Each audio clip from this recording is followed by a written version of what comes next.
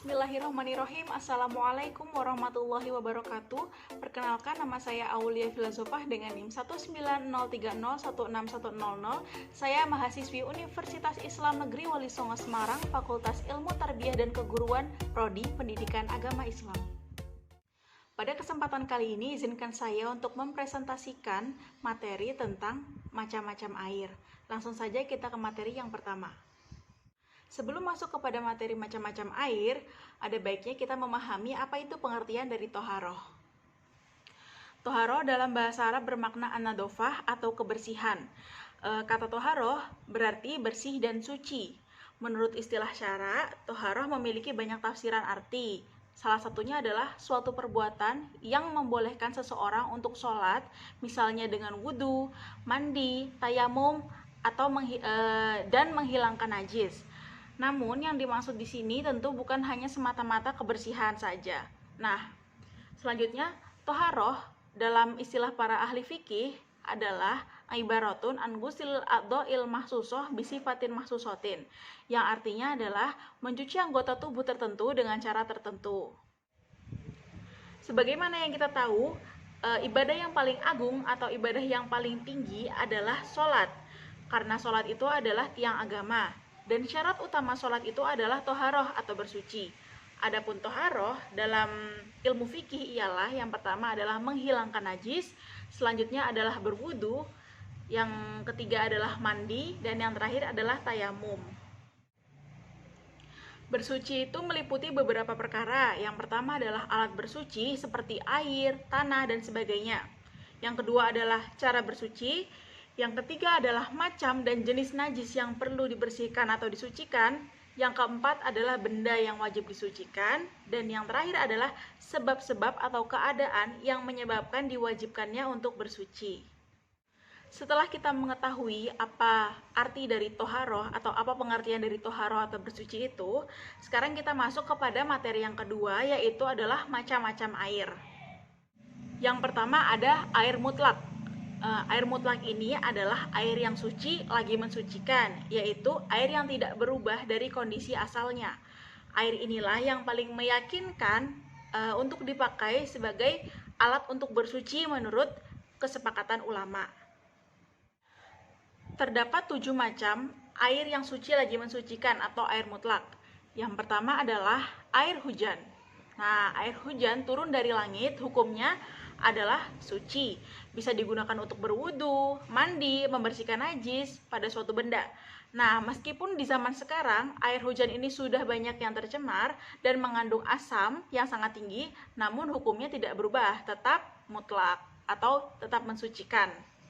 Karena pada dasarnya ketika air dari bumi itu menguap naik ke atas langit, maka sebenarnya uap atau titik-titik air tersebut bersih dan suci, meskipun sumbernya dari air yang tercemar, kotor, ataupun najis. Yang kedua ada air sungai. Air sungai ini pada dasarnya hukumnya adalah suci, karena dianggap sama karakternya dengan air sumur dan juga air dari mata air. Sejak zaman dahulu, umat Islam terbiasa untuk berwudu, mandi, beristinja dengan air sungai. Nah, seiring dengan berjalannya waktu, seiring dengan terjadinya pencemaran lingkungan, air sungai ini menjadi tercemar oleh limbah-limbah. Terutama di kota-kota besar, air sungai itu tercemar berat dengan limbah beracun, yang meski secara hukum barangkali tidak mengandung najis, namun air yang tercemar dengan logam berat itu sangat membahayakan untuk kesehatan. Yang ketiga ada air laut. Air ini adalah termasuk air yang suci lagi mensucikan, sehingga boleh digunakan untuk berwudu, mandi janabah, ataupun membersihkan diri. Yang keempat ada air dari mata air.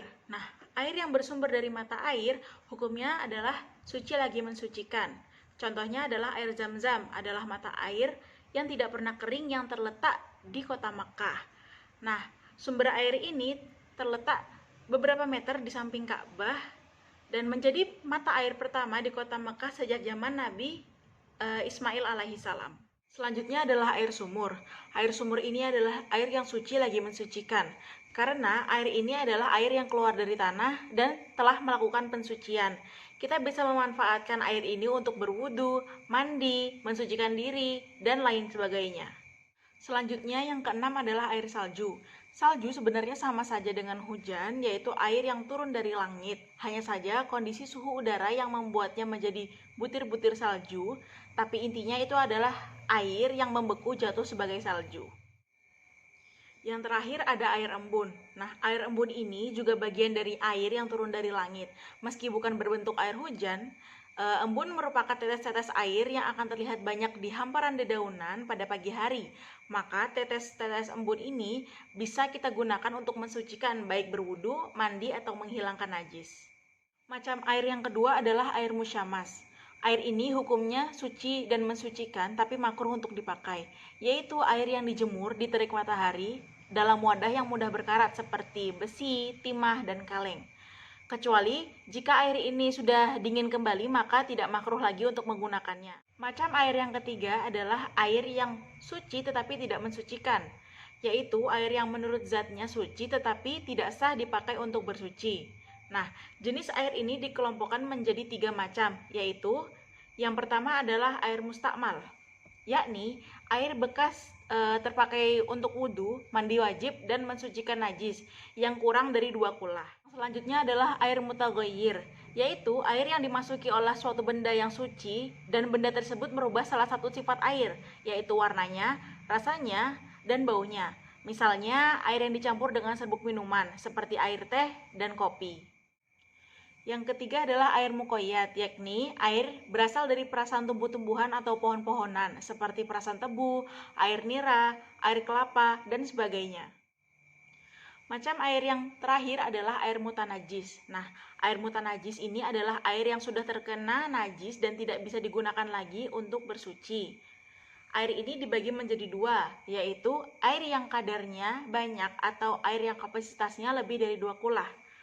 Maksudnya adalah air yang sampai 2 kulah atau lebih tidak akan menjadi najis apabila ada najis yang masuk ke dalamnya, kecuali mengubah sifat-sifat air, yaitu berubah warna, rasa, dan baunya. Yang terakhir adalah air yang kadarnya sedikit atau air yang kapasitasnya kurang dari 2 kulah. Nah, apabila air kurang dari 2 kulah dan dimasuki oleh benda najis, hukumnya adalah sebagai air najis, sekalipun air tersebut tidak berubah warna, rasa, dan aroma.